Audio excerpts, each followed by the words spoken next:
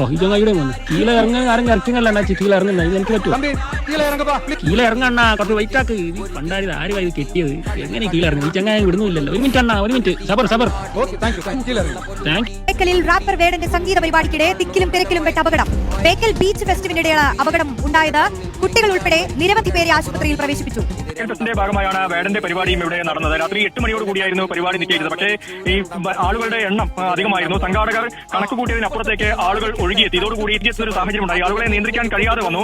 അത് മാത്രമല്ല ആ തിരക്കിനിടയിൽപ്പെട്ട കുട്ടികൾ ഉൾപ്പെടെയുള്ള ആളുകൾക്ക് പരിക്കേറ്റു എന്നുള്ളതാണ്.